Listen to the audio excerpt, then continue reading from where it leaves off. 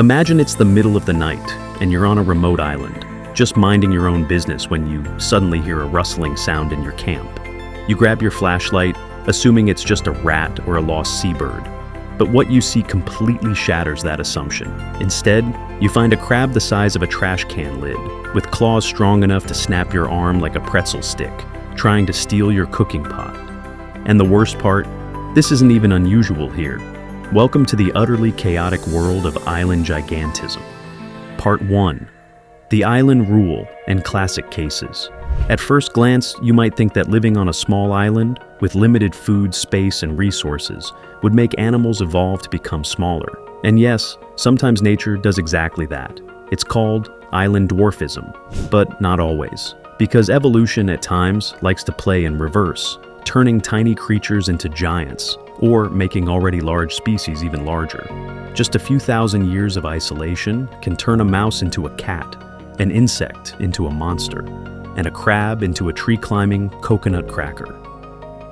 This bizarre phenomenon is known as the island rule, or Foster's rule, proposed by biologist J. Bristol Foster in 1964. In simple terms, islands are nature's beta laboratories, places where the strangest ideas can be tested without fear of judgment. Some experiments thrive, others fail spectacularly. And the most famous failure of all is the dodo, the creature the world remembers as the symbol of extinction. But what most people don't realize is that the dodo was also a perfect example of island gigantism, because in truth, it wasn't a distinct bird at all. It was simply a giant pigeon.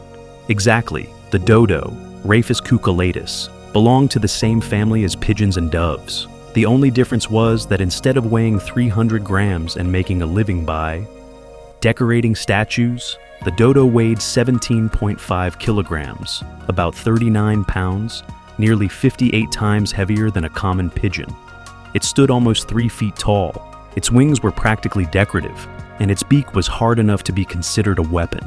A Dutch sailor once wrote, "Their weapon of war is their mouth."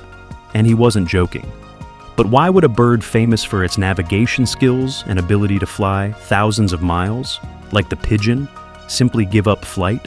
The answer lies in its home, Mauritius, a remote island in the middle of the Indian Ocean, where there were no native predators. Flying is one of the most energy-demanding activities in nature. It requires specialized bones, massive chest muscles, and an extremely high metabolism.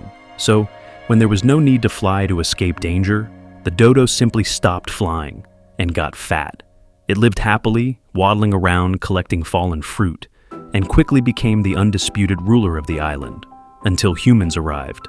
Then, in 1598, when the first Dutch sailors set foot on Mauritius, the naive dodos approached them out of curiosity. They felt no fear, made no attempt to flee, an evolutionary reflex that had ensured their survival for millions of years now became their death sentence. The sailors, of course, didn't waste the opportunity. They beat, captured, and ate the birds. So rapidly that in less than a century, by 1662, the dodo was completely extinct. Its disappearance was so sudden that many later believed the dodo was nothing more than a myth, until fossilized bones were discovered, confirming that the most foolish bird on Earth had, in fact, once been real. But here's what few people know. The dodo wasn't alone.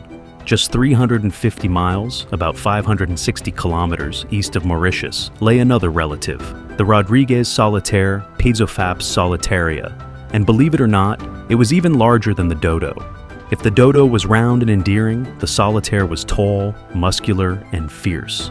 Males could reach 3.5 feet, nearly 90 centimeters in height, and weigh up to 62 pounds, 28 kilograms, roughly 50% larger than a dodo. And the sexual dimorphism was extreme. Males were about 1.5 times heavier than females, the equivalent of the average American man weighing 227 pounds, 103 kilograms, while the average woman weighed only half that. But the most fascinating part isn't its size. It's the evolutionary weapon it developed.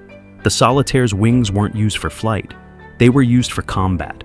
Over time, they evolved into blunt clubs tipped with rounded bony knobs, each about 1.3 inches, 3.3 meters wide, roughly the size of a ping pong ball, but hard as iron.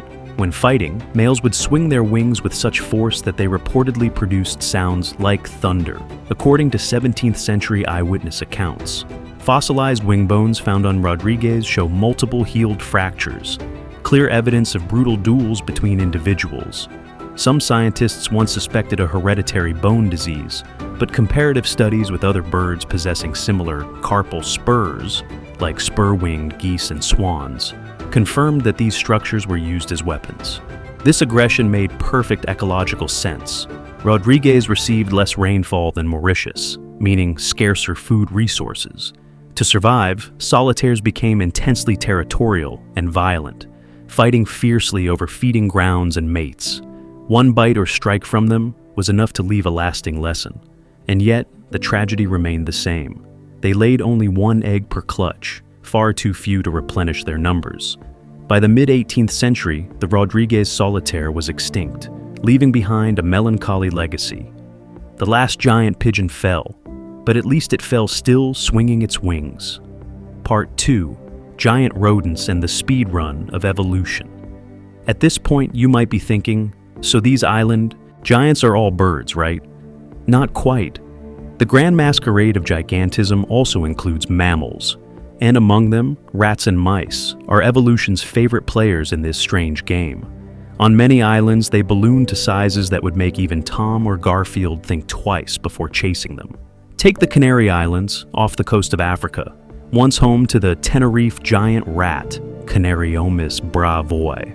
And no, giant isn't an exaggeration. These rodents were the size of a Yorkshire Terrier. Compared to their closest mainland relatives, the African grass rats, Arvicanthus, they were 5 times larger, despite being separated by only about 650,000 years of evolution. That's roughly the same evolutionary distance between modern humans and Neanderthals, a remarkably fast update by evolutionary standards.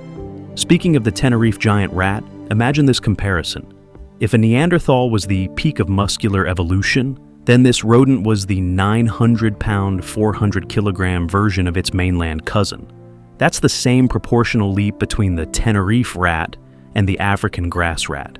And if you think that's where the story ends, meet a true speedrun miracle of evolution, the St. Kilda field mouse, Apodamus sylvaticus hirtensis, living proof that evolution can hit the fast-forward button.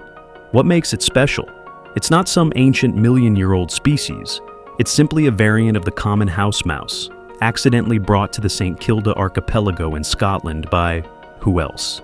The Vikings, around 1,000 years ago.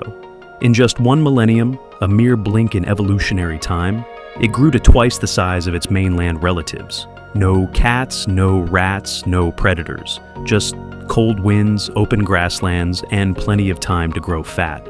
Who says humans are the only ones that get bigger when life gets comfortable? Part 3. The Pacific magnified. Most of these island giants are found in the tropics, where resources are plentiful but predators are scarce. If you're unlucky enough to have washed up on Flores Island, Indonesia, sorry to hear that. It's a place that has scientists scratching their heads because it once produced giant rats and tiny humans at the same time. Here, archaeologists discovered Homo floresiensis, nicknamed the Hobbit, just over a meter tall, weighing less than 20 kilograms. This is a prime example of island dwarfism, the paradox of gigantism. These tiny humans lived alongside us, but disappeared about 50,000 years ago, proof that evolution can be quite playful. While humans shrink, rats bloat. The Flores giant rat, Papagomys armanvillei, weighs more than 5 pounds, 2.5 kreyus, as big as a full-grown rabbit, strong enough to chew through coconut shells. Why are they so big? Because no one stops them. The island's largest predator, the Komodo dragon, is more interested in scavenging carrion than chasing down hulking rats. The uncrowned king of Flores, the Komodo dragon, is up to 3 meters long, weighs about 150 kilograms, has blood-thinning saliva, and can charge at 20 km/h.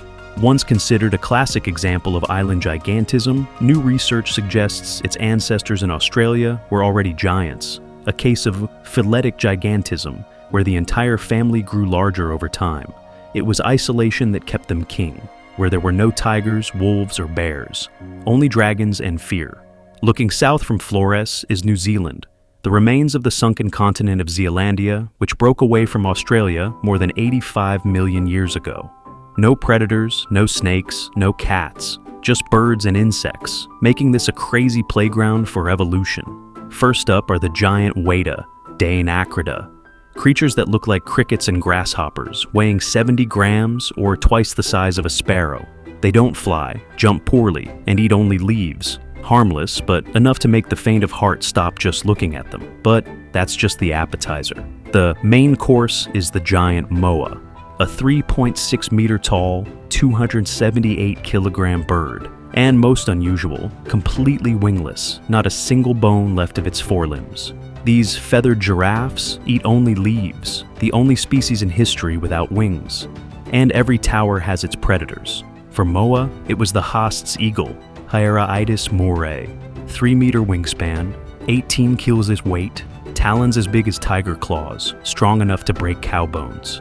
The Maori called it poakai, man-eating monster bird. When Polynesians arrived in New Zealand in the 13th century, they hunted moa to extinction in just a few decades, and the Haast's eagle disappeared with them. When the prey fell, so did the hunter. Amidst this series of extinctions, there was a creature both adorable and funny, the kākāpō parrot, Strigops habroptilus. Weighing 3 km and 64 centimeters long, it was the largest parrot on the planet. It was flightless, nocturnal, and courted in the style of a dorm party, gathering, shaking its chest, and making a deep boom that could be heard 5 kilometers through the forest. During a mating season, it sings for up to 1,000 hours. Only to have its female not know where it's coming from. More humorously, a famous kākāpō named Sirocco once tried to mate with a scientist's head on live television. Now you understand why New Zealand had to invent a semen collecting cap to take advantage of these lovesick guys' energy. Although they can live up to 80 years, kākāpō were nearly driven to extinction by hunting an invasive species. In 1995, there were only 51 left. Thanks to a rigorous conservation program, by 2024, the population had grown to 244, each named, microchipped, and given regular health checks. A fragile victory, and a reminder that when evolution goes too far, humans must learn to gently correct it. In the end, these islands are like Earth's secret laboratories, places where evolution takes a coffee break, loosens its tie, and rewrites the rules, where birds forget how to fly, mice become final bosses, and a crab learns to climb trees just to crack coconuts. These giants aren't design flaws. They're living proof of nature's limitless creativity, at least until the most curious species on the planet, humans, stepped in and broke the beta version. So the next time you hear about another species going extinct, remember, they weren't weak. They just couldn't adapt fast enough to us. And who knows, somewhere out in the Pacific, there may still be an island where the next test versions are waiting to be discovered, or waiting for us to discover them.